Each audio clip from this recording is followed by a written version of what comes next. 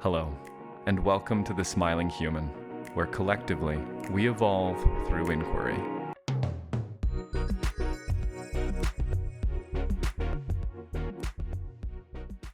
Hello, everyone. On today's episode of the Smiling Human podcast, I'm speaking with Mikaal Bates. Mikaal Bates' mission is to ignite, accelerate, and celebrate the conscious evolution of men and masculinity across this planet in our lifetime. He does so by helping to heal the divide between men and women by sharing and teaching on the lost arts of sacred union. His work includes professional coaching services, transmissions on embodied masculine leadership, sacred theater, rituals, and rites of passage, as well as various traditions of initiation and spiritual union. Our conversation covers a breadth from what it means to be initiated as a man, how we might explore those initiations, and how we can come to connect with greater meaning on our path towards maturing in the masculine. I hope you enjoy. Fantastic. Mikaal, thank you so much for being here. I'm very excited to dive into some topics. First off, the question I ask everybody at the start of the show is, what's the last thing that made you smile? Aside from this question, I just got a call from two of my co-collaborators, sort of co-business partners. These two amazing women that make up the team at Desire on Fire here in Austin, and we've just been doing amazing work together. They lead women's work. I'm working with one of their husbands to run a men's program with them, an initiatory men's program. Just had our retreat last weekend. And in addition, we do men's and women's work together. Really, one of my passions is helping to heal the battle of the sexes and demystify men and women to each other so that we can remember who we actually are to each other and put our weapons down. And so they just have such a way of bringing this sort of giggly, bubbly excitement that's both really young, but also at the same time mature and womanly. And so it's just one of them on their own. Their names are Ellie and Amy, by the way, Ellie Montgomery and Amy Batuski. Shout out to you, soul sisters. They on their own, they're a burst of sunshine, but together they're pretty infectious in a wonderful way. So yeah. That's a long answer to that question. It's delightful. I love it. Yeah, there's something deeply moving when you speak about that reconciliation between the sexes there. And, you know, when you follow that up with the appreciation and the note that it made you smile to have been in the presence of such a vivacious feminine energy, I definitely understand. Now, I can imagine, and maybe I'm wrong about this, but most of the other men that I've encountered who have done deep men's work or are facilitating this kind of space, particularly, people of our generation, it's something that has come a little bit later in life. And so I'm sort of curious. I'd love to know, Mikaal, how is it that you came to start this journey of men's work and to start offering as you do? Yeah, man. Well, I'll start by saying one of the elders in men's work in the Western canon, James Hillman, famously said that if a man's initiation isn't brought to him, life will bring the initiation to him. And life is usually a bit less, I don't know if caring and kind is the right word, but it comes when you're least expecting it. Let's say there's an old idea that if you don't hunt the dragon hunts you. And so there's something about the utility as men of going on the quest rather than passively waiting for the quest to come to us. And that's a remarkable question, Oak. I love that you asked this because, part of the pain and why I've come into this work is that no one initiated me. My father did not come and help create the separation between me and my mother energetically and archetypally so that I could move from my mother's house to my father's house and then leave my father's house and move into the mentor's house, a la Obi-Wan Kenobi style, and then go into the world as my own distinct man. No one initiated my father and no one initiated his father. And I'm assuming no one initiated his father's father. And so somewhere down the line, all of our lines were broken. And in the West, we've lost this technology, this truly tribal and human technology that when people ask me what I do, I tell them I'm in tech, and I am. I'm in human tech. I'm in a very old form of technology, one that I believe is, if we have time, we can get into what I think the actual singularity is going to be that people speak about in the technological space. But yeah, the lamentation in my system of, and the difficulty and the challenge and the humbling of what I've experienced in this work as one presuming to lead men's work when I myself was not initiated. And I think I want to take my hat off to so many men, and I think we're all getting kind of chewed up in it in an interesting way, because it's a presumptuous thing. Who the fuck am I to initiate men? Who the fuck am I to lead men's work? Um, there is the idea that one way to learn something is to teach it. But part of what I keep getting crucified on, or in the crucible of over and over, is even as I lead this work, even as I presume to step more deeper into my own process, I'm confronted with the aspects of my own, the missing aspects of my own initiation that didn't land, or that weren't there.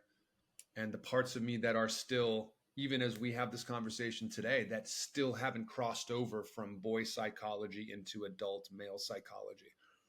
And that being arguably the central challenge in men's work of, our bodies become adults and we become men, but our psychologies don't naturally transform into adult male psychology without external impact, without external ritual, without external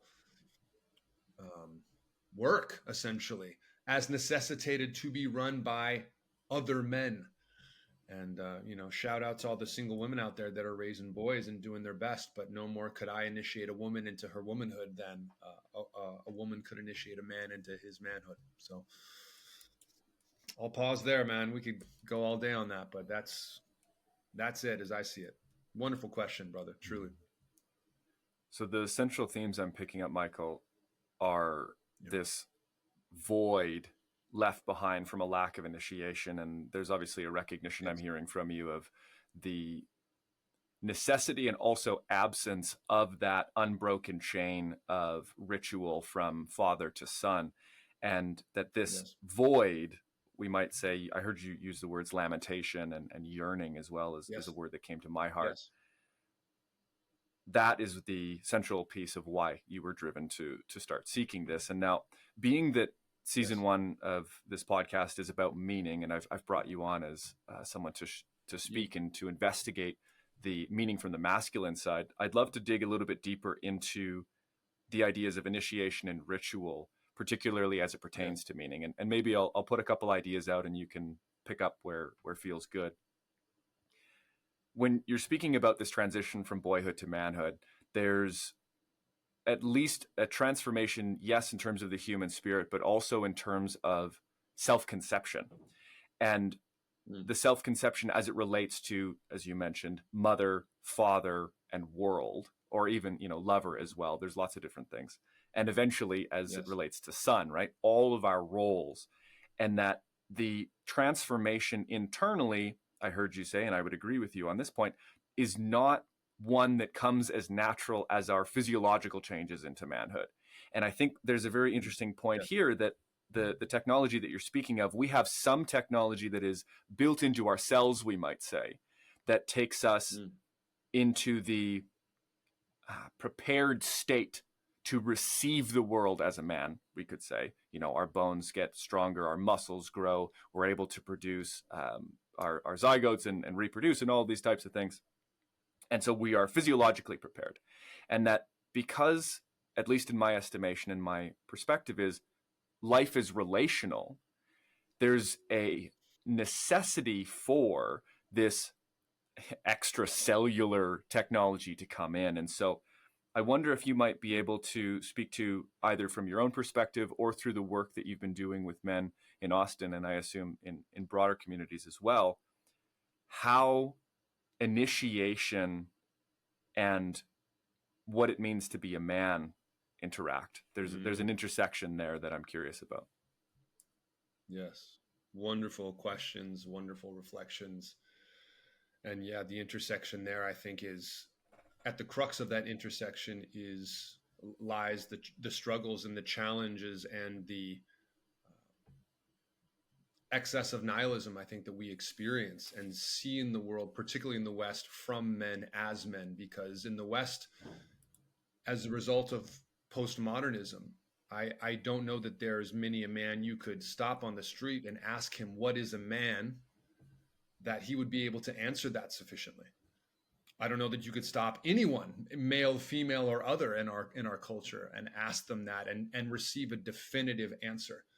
And while postmodernism has its trappings, like any movement or philosophy, it has its blessing as well. And considering these things that we've taken for granted for such a long time is an important thing. But I think part of the struggle that I see with men, in lieu of the overt absence of these ritual initiations, is a deep, deep sense of that nihilism, meaninglessness, men dropping out of life, of culture, of universities, the upswing into the active component that we've seen from women and the feminine as a result of feminism and other movements, and the shifting down into more passivity, self-exploration, explorations of sensitivity and vulnerability, all of which I think are necessary, by the way. But I think we're encountering the unintended consequences of feminism, and we're encountering the unintended consequences of postmodernism in the sense of what it is having, the impact that it is having on our young men specifically. And so looking to the cultural records, to the anthropological records, to the work of men from Joseph Campbell to Mircea Eliade, to these men that have gone the world over and studied the cultures of planet Earth, this is always the thing that brings me back to hope, and always the thing that brings me back to, as human beings, we are going to fucking make it, because there are such exquisite universalities that we as human beings share cross-culturally across this planet. And we've just forgotten them in some places. But if you look to these cultures, there's something explicit that they share us, a deep wisdom that they share us, that I feel is somewhat ensconced in a brief phrase from, I think it's the New Testament, the last shall be first and the first shall be last. And then in the West, we presume that we have the apex technology and all these things, that it's the first world versus the third world. But in all of my time spent in Africa and India and other places, I find the happiest people in the third world. I find the people that are actually feel the most ensconced in something irrefutable and beautiful and caring. And I think part of that, it comes from some of these initiatory rites, the intactness of family structures that are still there in a larger tribal sense, larger family structures. But essentially, these initiation rites that both young boys and young girls go through are very different, and they're opposing, as is somewhat obvious. The feminine initiation into womanhood happens biologically and happens inside of her body and through her body, in the same way women make love inside of their bodies and men make love outside of their bodies. The inputs for their initiation are onset biologically with the onset of their moon cycle, the onset of their menstrual cycle, their fertility rite that happens no matter what.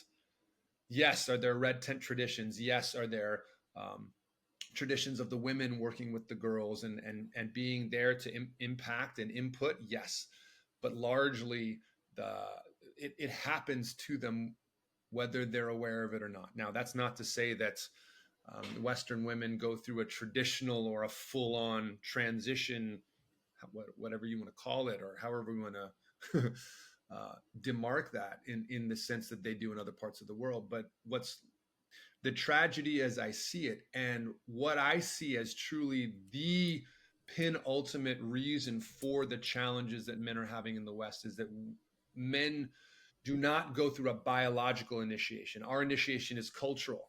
It's external. It has to be done externally to us by other men who themselves have been initiated. And without the ability to create ritual space by a ritual elder that then passes on these traditions, I'll put it gently, boys have a very difficult time becoming men on their own. And I think we see attempts for this. That's what gang activity is. I think it was Jordan Peterson I heard say something along the lines of every boy will join a gang.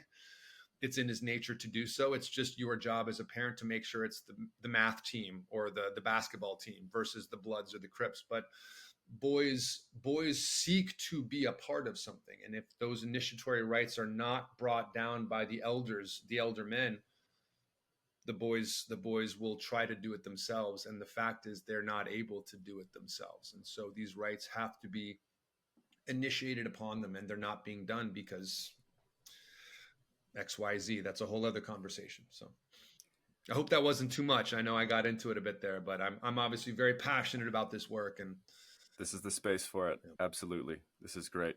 So what you're touching on, there's a lot of different pieces here, and the recognition that the initiation is cultural and therefore external to the individual necessitates this line of initiation that we spoke to. And what you were speaking about in terms of, the quote from perhaps Jordan Peterson is how the boys are going to find a gang whether we like it or not. And I think that what you're touching on is, and correct me if I'm wrong, I would presume that drive that boys have to enter into a gang is the same one that you had in this lamentation process and seeking for initiation, right? It's the same energy of, what am I supposed to become? I know that there's more. And I think this also ties into the idea of the universalities, such that when we look at the idea that all of these universalities in terms of what a man is and what a boy can become are latent and innate. You mentioned Joseph Campbell, and obviously Campbell's a student of Jung and many others. And the recognition that there are, in fact, universal archetypes present inside of our collective culture means that there is an energy internal to each man and each boy that is waiting, like this potentiality that's just almost like chomping at the bit, it's like, okay, where's it going to be? And what's really interesting about this is I'm seeing a parallel between this and the study of epigenetics, where we see that particular proteins are capable of being coded for only after an individual has gone through a particular experience. That is to say, our environment literally has the capacity to activate latent aspects of our humanity. And this is what you're speaking to, I believe is what you're speaking to in terms of the initiations. And so two things come to me, and I think the listeners might be curious. The first is, I'm not sure which one to go with. I'm curious about both equally, which is just the joy of being someone who loves to question. What is it that is found in the initiation? We'll start there. Yeah. The thing that's found is the thing that's found when you fall in love. It's an irrefutable position. No one can tell you you're not in love. And if you have to guess whether or not you're in love, you're probably not in love. So it's the felt sense of, I have arrived somewhere that is different. I am a man, and it is irrefutable. And you can say whatever you need to say. The world can say whatever it needs to say, but no one can take that away from me. And in the indigenous initiatory rites for men, again, cross-culturally, from Australia to Asia to the Americas, at the end of the initiation rites for the boys, when they were officially now men, there would be some type of marking that would be done, some type of scarification, a tooth knocked out, something that I get fucking chills talking about it. A marking that every single man of that tribe would have. And that in that sense of things, if someone dared to say he wasn't a man of such and such, he would just show his tooth. It's an irrefutable position. And so there's something about this, and I'll share more of this because this is the question that I have to offer to the collective is around this, that there's something that just lands. And I think you spoke to it beautifully, Oak, that sensation of chomping at the bit that I think so many men have. I had that. I remember sitting in school, having this horrible feeling in middle school, like something was wrong. I'm not being taught what I should be being taught. Where are the real teachers? When does the real school start? Why am I not being taught how to live off the land? Why can I identify every brand of automobile, but I have no idea what leaf this leaf goes to which tree? And this horrifying descent that happened from the time I was about 18 or 19, where I lost my sense of purpose, to 35, when the initiation came from me of just wandering in a desert. And I was in New York City, and I was, doing all these things and going to acting school and traveling and learning. And that was a part of it. But the deep pain in my system that I didn't know how to identify was a sense of purposelessness. And the sense of purposelessness is one of the worst afflictions for men specifically, or the masculine generally, that I think can be afflicted on men. And I think that's why we're seeing men suffer to the degree that they are. Because in my experience, from what I've learned and what I see with the men that I work with, every man needs a mission, and he needs a mission worth dying for, as Dr. King would say. Um, and so when you give a man that, and you see a man wake up to that, it's like watching someone resurrect from the dead. It's like if from Lord of the Rings, if you remember that scene where Gandalf comes and casts the dark wizard out of King Theoden, and he has this moment of like being old and decrepit, and suddenly the life comes back into his face and he's revivified. That's the thing, and that's real. That is absolutely real. And it's something that I see happen in men, where it is a thing you arrive at. It is a thing that you arrive at. It is there. It exists. And it can be found. And it can be difficult to find. It's very difficult to find manhood, masculinity. It's not something that's just there waiting for you. You have to go through something. You have to earn it in a way. So this wonderful question again. Yeah. Brilliant, man. This reminds me of a quote I heard recently, that masculinity is earned and femininity is preserved. That men have a lot to gain and women have a lot to lose in this culture.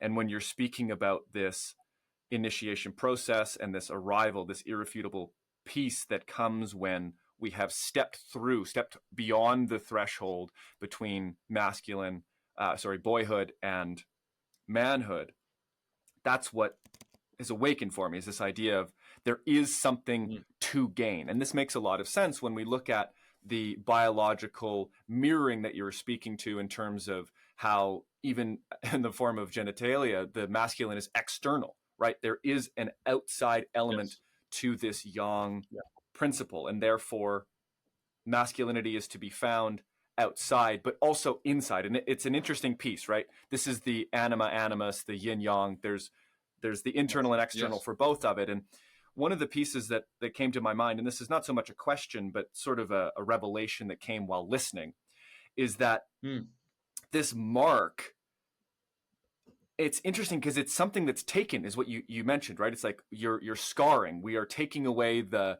purity and the innocence. We're taking a tooth away. We're taking away something from your body as it was given to you by your mother, and adding something new. And this piece, it's almost like, honestly, I can't find the word exactly, so I'm going to skirt around it with a few of them. There's a clear sense of purpose that's defined in relationship to other men and community having passed this threshold. And on top of this clear sense of purpose is the target, so to say. The role may be a word for it. But what was revealed to me while I was listening to you, Michael, is that the fact that this clear sense of purpose and aim comes by the hands and hearts and minds of other men, those men are granting that man something. And it's almost like, yes, okay, I know I'm a man. I've had my initiation. I feel empowered, but only because I've been welcomed in and recognized by the others. And this recognition process, it's like, without that recognition, and this is really fascinating, without that recognition, what is a man? Without his brothers, what is a man? Without his fathers, what is a man? And that's a really crucial piece, because in a conversation I had with Dolph and Casper, not on this podcast, but in last year, we spoke about how historically, because of the wars that have happened, we have a broken line of fathers. And therefore, so many boys have been raised exclusively by women. And therefore, like we're saying, have lost the understanding of where to find their manhood and what exactly it means. Now, that was a lot, but I want to tie this into purposelessness, because you mentioned nihilism and you mentioned these pieces. My heart resonates deeply with men's work. I've been doing men's work both in sort of participating and also facilitating for a number of years. Most recently, been working with a man named Wesley Job. Shout out Wesley, love you big time. He and I do somatic experiencing and breathwork events to explore the masculine. And so that is a very simple and clear way we could say that someone could investigate this. But for the brothers listening here who feel this chomping at the bit, who are curious and I might even say plagued by this void and lamentation for something greater, where can they start?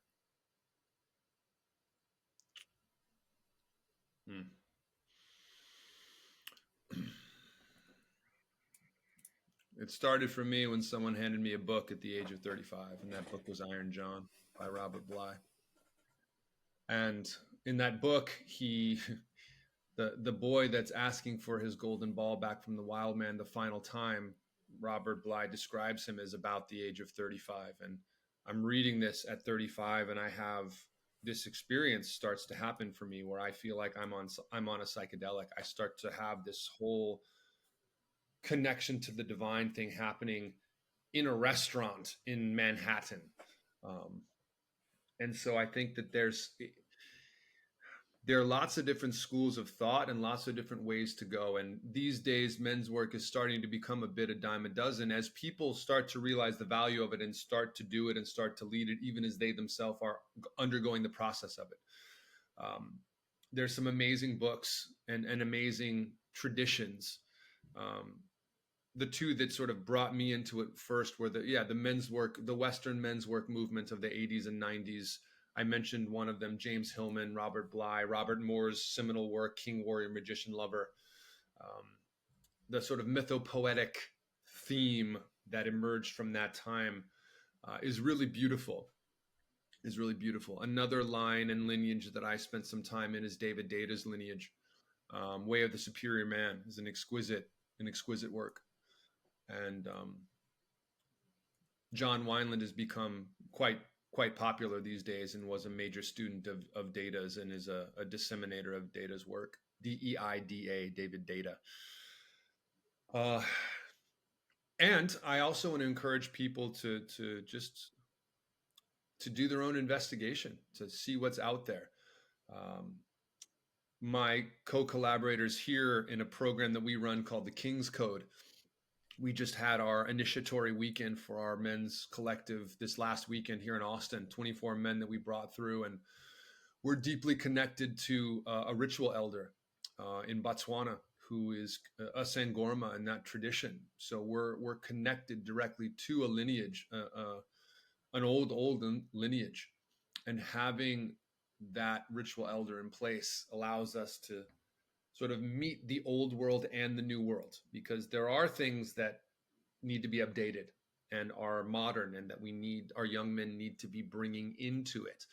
And there are aspects of the old traditions that need to be brought in as well. So to me, it's the Hieros Gamos, the divine marriage. It's what a functional government, what our American government is supposed to be, the blending of the benefits of conservatism and liberalism together to work towards a shared future, a shared goal. So it's your journey, brother, whoever you are listening.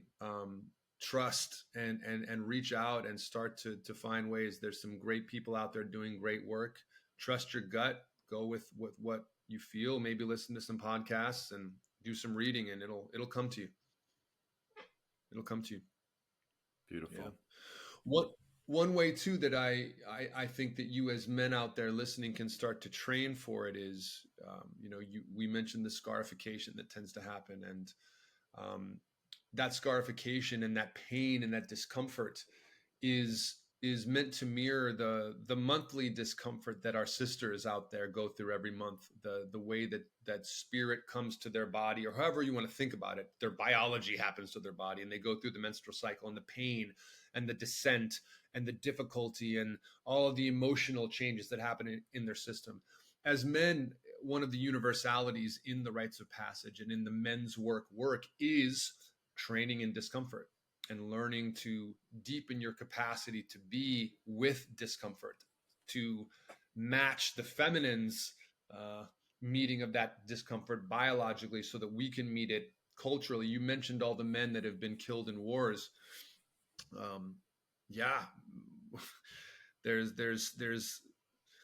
so much that we men have gone through, and I always bristle when I hear people talk about patriarchy or talk about these ideas, these generalized concepts of the negative aspects of masculinity impacting women and only women. I mean, men have suffered maybe more, I could argue, than women at the hands of the unconscious aspects of masculinity. Men have been dying on battlefields for thousands of years in the most horrendous ways imaginable to preserve families and traditions and all these types of things. And the Industrial Revolution is another thing that really took men away from their families and away from themselves in a big way. I'll pause there, man. That feels like a good place to pause. It sounds like a great place to take a short break, and we'll come back with the second half of our show. Thanks, Michael. As the first half of our show sets in, I wanted to thank you for listening to the Smiling Human podcast. This show would not be possible without the support of listeners like you. Liking and following on YouTube, sharing with a friend, or following on your local podcast app are all easy and simple ways that you can support this show and help it grow into the future. If you do want to support this show directly, you can consider becoming a patron at patreon.com/thesmilinghuman. Patrons get perks like early access to all episodes, behind-the-scenes content, and access to live Q&As with me. If this feels within your means, then please consider becoming a patron. Now let's get back to the show. Fantastic.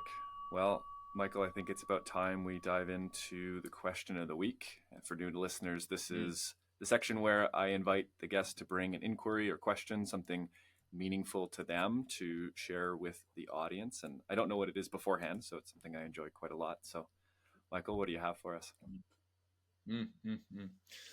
Yeah, there's different versions of this question that I've worked with, but I wanted to share one that was specifically articulated by the man that I mentioned on this show earlier, the man who's been serving as our ritual elder for our King's Code program that I'm running with Rob Montgomery and Mark Botten. Shout out to you boys, and to you boys, to you men, to you men, yes, men, definitely men.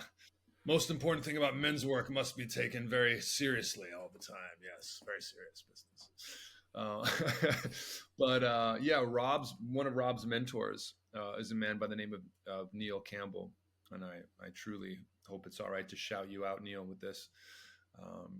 But the way he articulated this question that I'm about to share is just really, really beautiful and very confronting for a lot of us in the West.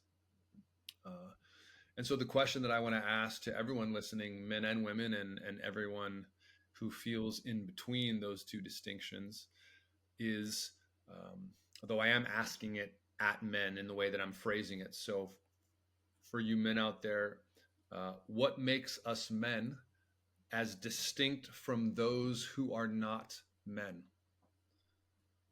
I'll ask it again. What makes us men as distinct from those who are not men? And it's a bit of a cone, or at least it proves itself to be a bit of a cone when asked. People have to have in my experience, have a hard time. I hear a lot of sort of general things that maybe a helping que- uh, reflection when trying to answer this question is, um, when you come up with an answer for this question, is that something that a woman can also do, or that a woman could also embody? And so it starts to call the list down pretty definitively. And when you go to more tribal societies, there's a very clear understanding of um, gender roles, but not in the way that gender roles are articulated in the West, specifically on the back end of feminism as somehow bad things. Um, and so I'm curious. I'm curious how that question lands for you, Oak. I had already internally anticipated the necessity to find an answer that could be exclusive to could a woman do that. That was immediately clear, right? I mean, that's baked into the question, and so the first thing that came to my mind would be the biology, the biological answer, which is to say, I produce sperm, I have testicles and a penis. Yes. That's Yes. one fundamental thing that makes me a man. And Yes. as a result of that, I thought, okay, well, what can I carry out from that? I can become a father. Mm-hmm. And I think that that's a really key piece. A thing that Yes. makes me a man is the fact that I am a man in relation to others. And we spoke about this earlier. So the fact that I am a son, because I am male, Mm-hmm. whatever that role Mm-hmm. is, the fact that I will be a father, whatever that role is, and a brother Yes. as well, Mm-hmm. to both men and women, to brothers and sisters. That's about as far as I got in terms of things that could be done. Because when I think about it, you know, even in what I was reading, where was I reading this? I read a lot of books all at once, which is great for my own growth, but not great for citing. I think it might have been in Yeah. Charles Eisenstein's The More Beautiful World Our Hearts Know Is Possible. And he was Mm. speaking about how the perspective on roles, and you brought this up before, in terms of what men are supposed to do and what women are supposed to do, these sort of traditional Western, I say traditional, but I mean Western when I say that, Mm-hmm. that insofar as it relates to parenting, we see cultures across the board where these actually shift rather mutably. That it is the men who are maybe in a more nurturing role than the women in some circumstances, or vice versa, and that there isn't actually a codified, hard and fast rule around who parents how. But Mm. that they parent is 100% entirely necessary. And so that tells me that there is an expectancy in the human animal for this male parental figure, the paternal energy. And Yes. so, okay, that means if it's expected from the human infant, from the human animal, that means it is also capable of being expressed by the male human animal. Therefore, I have something that is unique to me to be expressed in this world, and it's unique as a result of my maleness. Yes. Exactly what that is, I mean, I'm curious to know where you can find distinctions there that are, clearly demarcated between what makes this, what makes one a man versus otherwise. It's such a wonderful question, and it's not meant to divide or in any way to be anti-woman or anti anything. It's really just, um, I think what we're experiencing in the West, particularly, is that um, as a result of postmodernism, is if anything can be true based on how you feel about it, if your truth is as valid as something that can be determined empirically or scientifically, let's say, as the truth or a truth, um, everything starts to fall into chaos. And I, that's neither good nor bad necessarily, but how's society doing? How's culture doing? How are you doing? How is it working out for you? Is one of my favorite coaching questions to ask my clients, where it's like, okay, great. Well, how's that working out for you? Is it producing a sense of joy and fun, and you're all about it and it's great, or is it producing something else? So I think it's important to, especially for men, that there are facts and that there are things that we can prove. And if you cannot prove it otherwise, your opinion is wonderful, but that doesn't change the validity of this is the way things are.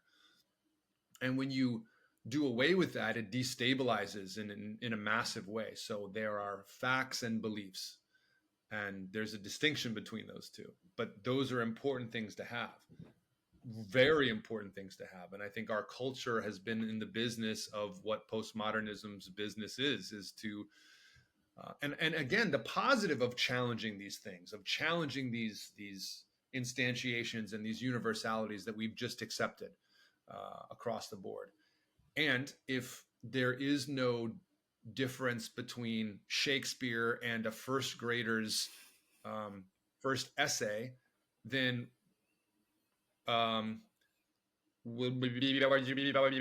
it's like that's the result of that. So I think it's what I'm starting to see is the ram has touched the wall, and we're starting to come back from this exploration of whoa, that's out there. And so what I love about this question is, yes, the biological irrefutable realities of I have a cock between my legs and I can father children, and starting there, and then starting to explore things that are maybe more could be defined more as masculine or feminine, meaning that they tend to be most of the time things that men do or think or feel, and things that women do think or feel generally or most of the time, but not always.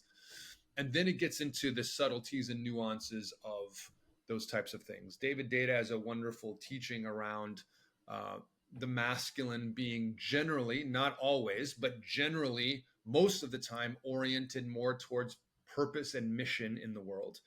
And the feminine, or women, most of the time, generally, but not always, oriented more towards love and relationship. And that those are beautiful things. And that if you're a woman and you want to be about your purpose and being a badass boss babe and making money and being in the world and doing that, go do that. Like, yay, feminism for that. Go do that, sister. Go do that. And at the end of the day, how is that working out for you? Is that if it's feeling good, if it's feeling correct, there's no problem. Do that. And for those men out there who may be like, wow, I really want to devote myself to this relationship and this woman, and I actually want to be the one that stays home and raises the kids while my woman goes to her job at Deutsche Bank or whatever. And if that's working for the two of you, that's wonderful. Do that. And if it's not working, why is that? What's there? And so, yeah, man, it's a good question. Deep pieces it's a very here. Good I think question. There's a lot that we could weave into this. One thing I might propose just as an idea, and we may not have enough space to dive entirely into it, is that I can go all the way to 30 minutes past the hour if we need to. Roger that. So, Roger that. Yeah. Is I believe that our purpose as humans is found in relationship. And I want to put a caveat here that it's not exclusively in romantic relationship or anything. It is our relationship to our creator, our relationship to the earth, our relationship to our communities, to our families, to one another, and ultimately as well to ourselves. And so I think that there's actually the potential to perceive a false dichotomy when we pick up David's work in this sense, because we go, oh, it's either purpose or love and relationships. It's like, no, hold on a minute. What if your most meaningful and fulfilling experiences are in cultivating the relationships in your life? What if, by chance, dear listener, dear brother, dear sister, that if you were to pursue your sense of purpose all the way, you would find that in the eyes, hearts, and minds of those around you? I propose this to be true. And as do I. Amazing. As do I. So when this is the case, we have to look and say, what is it that is capable of generating meaning? And the reason I bring this up is because you, without being explicit about it, drew a distinction between maleness and masculinity. And this is important because you also drew a distinction between facts and beliefs. So allow me, if I can weave all these together Absolutely. to the best of my ability. So Please.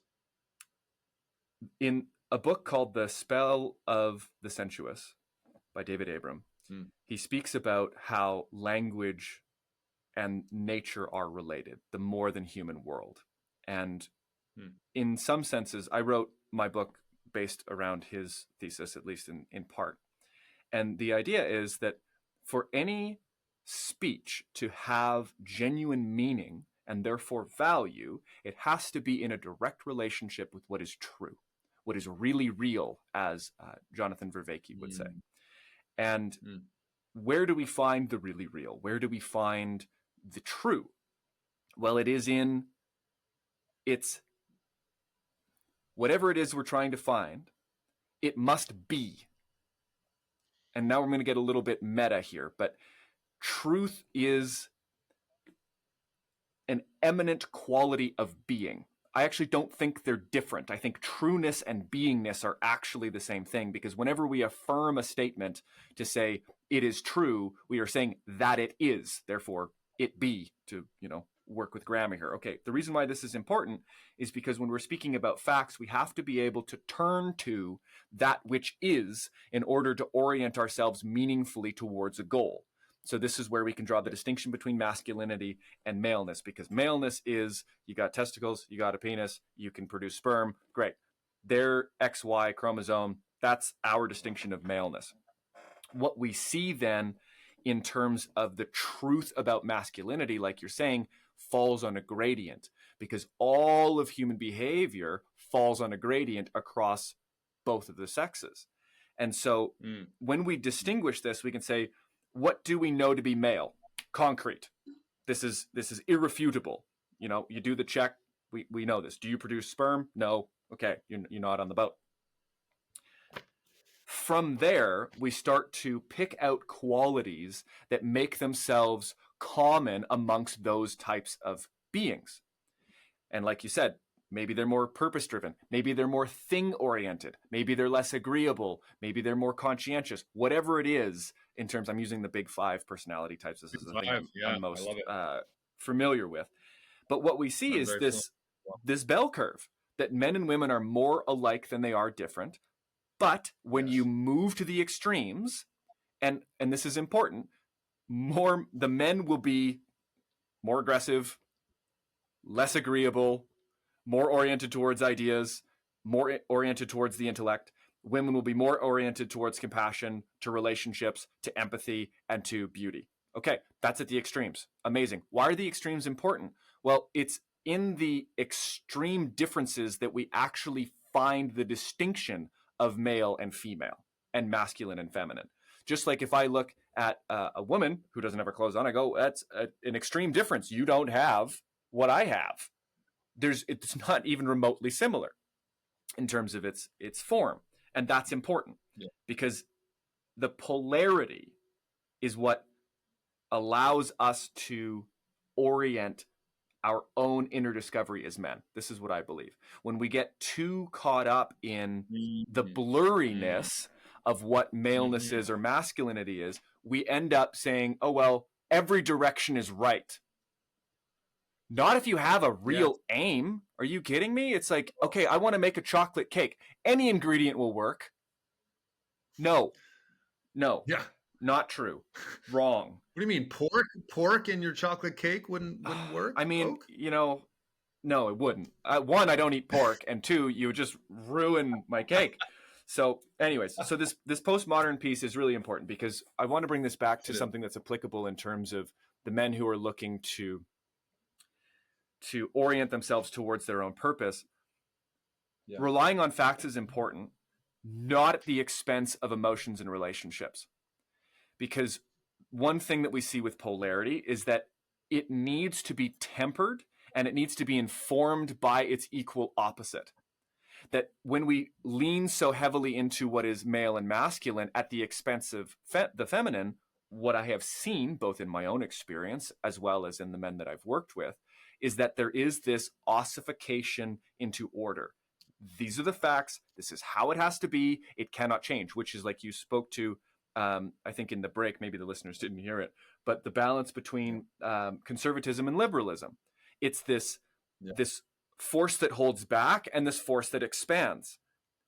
Both of these need to be there. We need to know what to hold. These are our traditions, our values, our orientation, and our responsibilities, and what to let go of, and when to let go. And I think that that's a really key piece that is not so clear, I think, to many. It was not really clear to me, but what I found is that just as truth is found in the beingness of something, beingness is no different than the present moment. And so one of the pieces that I've advised or coached or offered, encouraged, invited the men that I work with into is your masculinity develops as your present moment awareness develops. Say that again. Your masculinity develops as your present moment awareness develops. You're not a man in the future. You're not a man in the past. You have to be a man here. And what that means here will be determined by your orientation towards this present moment. Are you turning away in fear, in anger? Are you casting judgment? Are you making separation? Are you turning into cowardice or malevolence, bitterness? Or are you taking up the birthright, your birthright of both the sword and, love, we might say, the sword and the lotus. Yeah, the lotus is typically, sometimes used for that. Beautiful. The sword and the lotus, to turn towards and say, I have this peace at my center, and I have this powerful capacity to discern between what is true and false. And that's what the sword is, at least in my estimation, is the ability to discern between the true and the false. So that was a lot of stuff, but I'll pass it back to you, Michael. Exquisite, man. It was exquisite. I'm rapidly jotting down notes over here. Because that's it. That is it. Your masculinity develops as your present moment awareness develops. Your ability to be single focused, single pointed here in the moment, as every martial and spiritual tradition dictates. It's beautiful. I love hearing the way your philosophy has developed around these ideas in a way that feels both applicable, understandable, and exciting. Just exciting. I feel the truth in that. I feel the tingle up my spine, which is where, for me, my sword lives in my body, is in my spine. And many masculine traditions speak to that alignment, that energy, that erectness of the spine and the truth as it moves. And so I feel just very invigorated by what you've just said, which tells me that I find it to be true. And the ability to discern true from false is what it seems to me a part of our culture is trying to do away with right now, at all of our peril. The disability of both sides of opposing positions to be willing to come together and determine what is true and what is false. Because if I hold an idea that I believe with every aspect of my heart to be true, but I don't allow it to be tested, I don't allow it to be not just tested, but refined and perfected, and to use the alchemical analogy, the lead being turned into the gold through the crucible, through the application of fire. How else do we know what is true?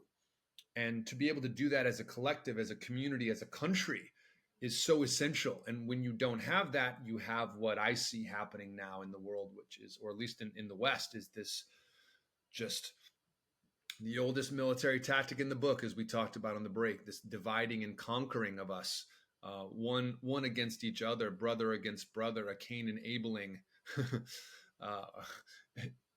an enabling of Cain enabling that seems to be happening and being fomented, even depending on how you look at things.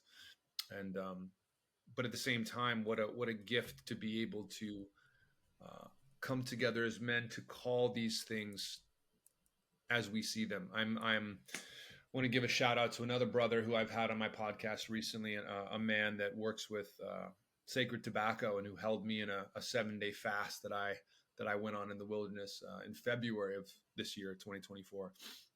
He and I are going to be leading a men's altar and communion gathering here in Austin monthly as a way to work with a non-psychedelic sacrament to sort of open the channel and then have a truth circle, have prayer, have the ability for men to come together, speak what they believe to be true from a place of deep connection, of alignment, and then test that with each other, and then combine again what seemed to me these tribal technologies, these ancient technologies that live within our bodies. And when men gather in the spirit of those things, something else comes online in the room and everyone feels it. Everyone feels the tingle in the spine or the goosebumps on the arms. And that's it, man. You're onto it, brother. You're really onto it.